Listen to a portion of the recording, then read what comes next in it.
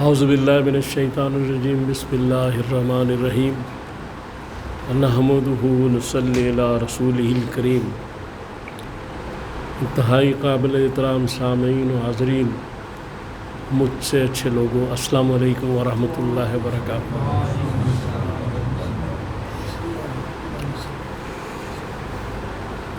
سورہ نساء قرآن پاک میں آیت نمبر 32 میں کہا گیا ہے، ارشاد پاک ہے، اللہ تعالیٰ فرماتے ہیں کہ ہم نے بعض لوگوں کو بعض چیزوں میں بعض پر فضیلت دی ہے، تم اس کی تمنا نہ کرو۔ پھر اس کے بعد سورہ نساء کی آیت نمبر 54 میں یہ کہا گیا کہ جن لوگوں نے اللہ تعالیٰ نے جن لوگوں کو کوئی نعمات دی ہیں تو تم ان کے ساتھ حسد نہ کرو کہ اللہ نے اپنے فضل سے ان پہ یہ عنایات فرمائی ہے۔ یہ عنایات کا مفہوم ہے۔ پھر آخر میں جو میں بات کروں گا اس میں وہ یہ ہے کہ سورہ فلق کی آخری جو آیت ہے اس کا مفہوم یہ ہے کہ اللہ تعالیٰ فرماتے ہیں کہ میری پناہ میں آ جاؤ، حاسدین کے شر سے پناہ مانگو، یعنی میں تمہاری مدد کروں گا اس معاملے میں۔ تو یہ جو اللہ تبارک تعالیٰ فرما رہے ہیں اس کا معنی یہ ہے کہ اللہ تعالیٰ کسی کو اگر کوئی فضیلت دیتے ہیں، کوئی نعمت دیتے ہیں، کوئی اس پہ مہربانی فرماتے ہیں تو یہ اللہ تعالیٰ کی اپنی حکمت ہے، اس کی مصلحت ہے۔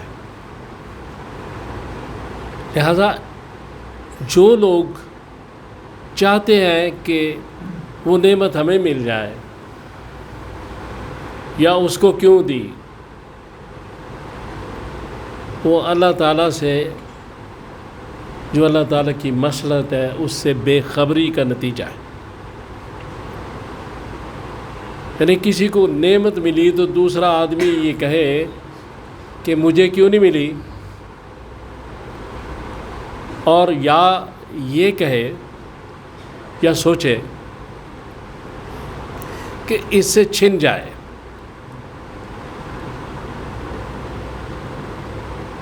اور مجھے مل جائے، یہ حسد ہے۔ اور حسد کی گھٹیا ترین جو قسم ہے وہ یہ ہے کہ یہ جو نعمت اس کو ملی ہے یہ اس سے چھن جائے، مجھے ملے یا نہ ملے۔ اس کو اللہ تبارک تعالیٰ نے فرمایا یہ گناہ ہے اور بہت بڑا گناہ ہے، کیونکہ یہ اللہ کی تقسیم پر اعتراض ہے جو سب سے پہلے شیطان نے کیا تھا کہ یہ جو آدم ہے یہ مٹی سے بنا ہے، میں آگ سے بناؤں، یعنی فضیلت تو مجھے ملنی چاہیے تھی، اس کو کیوں مل گئی؟ یہ بھی حسد تھا۔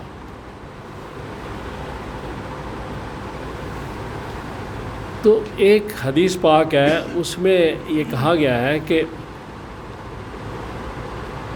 بہترین عبادت کیا ہے، اس میں بتایا گیا ہے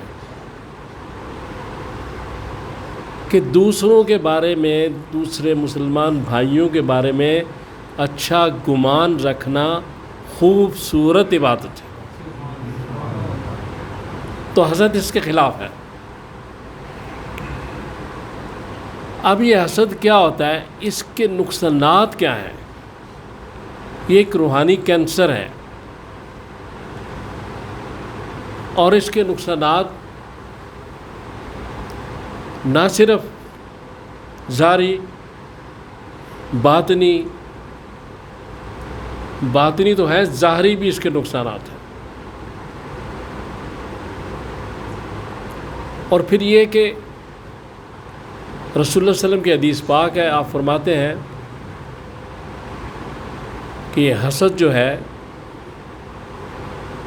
یہ کسی آدمی کی نیکیوں کو اس طرح کھا جاتا ہے جیسے آگ خشک گھاس کو جلا دیتی۔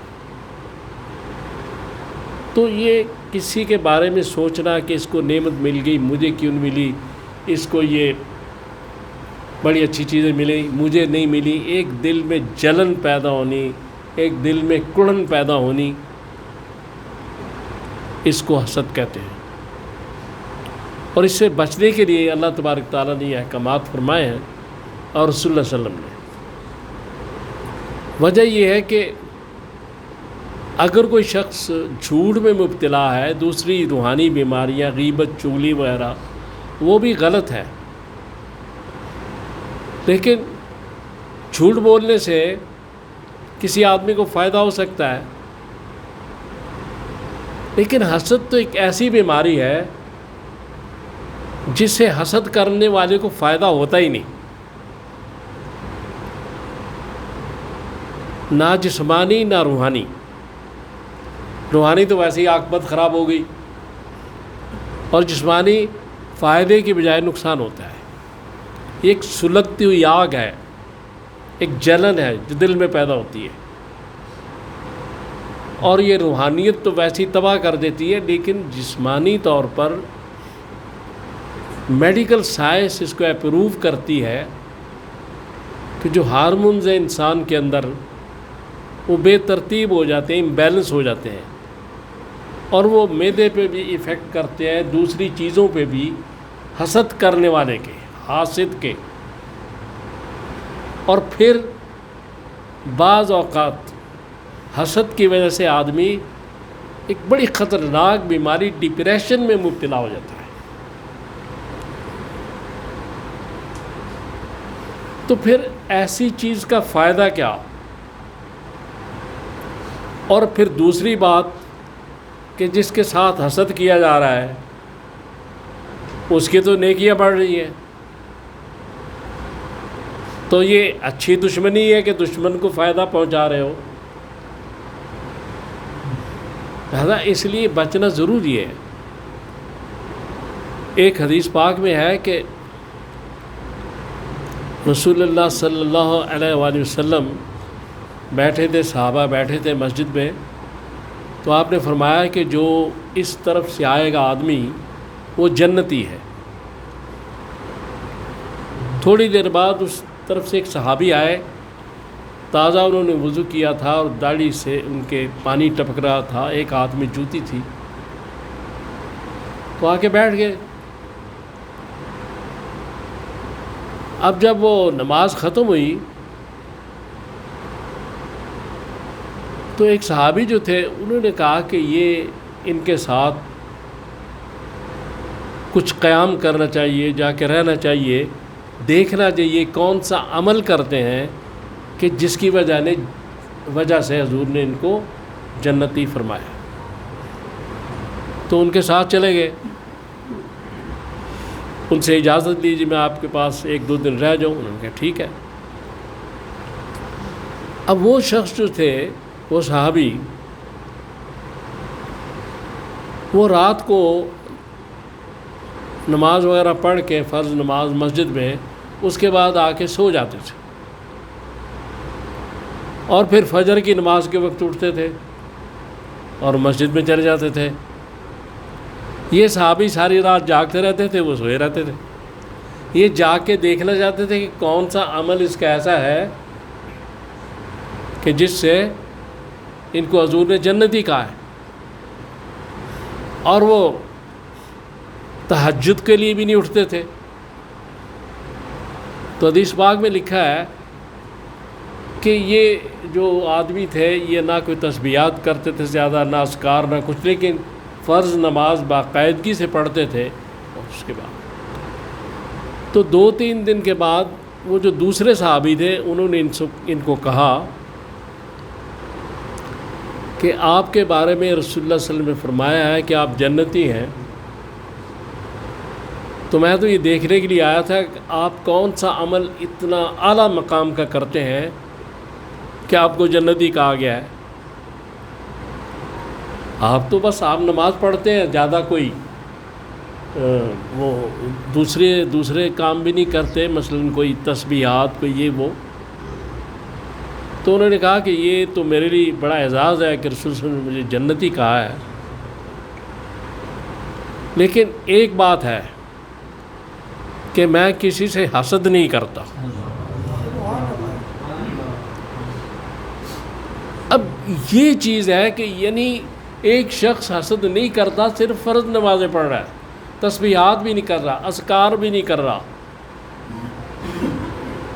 اور اس کو رسول اللہ صلی اللہ علیہ وسلم بشارت دے رہے ہیں کہ جنتی ہے۔ اب حسد کے جو دوسری بیماریاں ہیں وہ بے شمار ہیں، جو جسمانی بیماریاں ہیں ان میں آدمی مبتلا ہو جاتا ہے، فائدہ اس کو کوئی نہیں ہوتا، حسد کرنے والے کو نقصان ہی ہوتا ہے ہر لحاظ سے۔ یہ اس لیے میں اس کو روحانی کینسر کہتا ہوں، تو ہمیں اس سے بچنا چاہیے۔ اگر دوسرے کو اللہ تعالیٰ نے کوئی نعمت دی ہے تو ہو سکتا ہے کہ اس سے زیادہ اچھی نعمت آپ کو کسی دن مل جائے، یا اس سے زیادہ اچھی نعمت کسی اور کے پاس ہو۔ اللہ تبارک تعالیٰ کی تقسیم غلط نہیں ہو سکتی۔ اگر کسی کو مال دیا ہے اور کسی کو نہیں دیا، تو ہو سکتا ہے جس کو مال نہیں دیا اگر اس کو دیا ہوتا تو پتہ نہیں زمین پہ کیا فساد کھڑا کر دیتا۔ کسی کی اللہ تعالیٰ نے شکل اچھی بنا دی، کسی کو عقل دے دی، کسی کو صحت اچھی دے دی، کسی کو دولت دے دی، کسی کو دولت نہیں دی تو سکون دے دیا۔ تو اس لیے اللہ تبارک تعالیٰ کی تقسیم پر اعتراض، تقدیر پر اعتراض ٹھیک نہیں۔ باقی جو ہمارے ظاہری کام ہیں ان میں ہماری جو کوشش ہے، جو ہم اپنی بھاگ دوڑ کرتے ہیں وہ کرتے رہیں، وہ معاملہ علیحدہ ہے، لیکن دوسروں کی نعمات پہ اعتراض کرنا، دوسروں کے عیوب ڈھونڈنا، اپنے عیب کی طرف نظر نہیں کرنا، اور جو مجھے اللہ تعالیٰ نے نعمتیں عطا فرمائی ہیں ان پر غور نہیں کرنا، بلکہ دوسرے کی طرف دیکھنا، کس کو دے دیا، مجھے اللہ تعالیٰ نے پتہ نہیں اس سے زیادہ کتنی اچھی نعمت دی ہوگی، یا اگر یہاں نہیں دی تو وہاں میرے ساتھ کتنا اچھا سلوک ہوگا۔ اس لیے یہ گزارش ہے کہ یہ بڑی خطرناک چیز ہے، اس سے انسان کو اپنے جو آدمی حاسد ہے اس کو ہی نقصان پہنچتا ہے، دوسرے کے نہیں پہنچتا۔ تو اللہ تعالیٰ سے دعا کریں کہ اللہ تعالیٰ مجھے اور آپ کو توفیق دے کہ میں نے جو باتیں کی ہیں ہم ان پہ عمل کر سکیں۔ صلی اللہ تعالیٰ علی خیر خلقی محمد وآلہ وصحبہ اجمعین برحمتک یا ارحم۔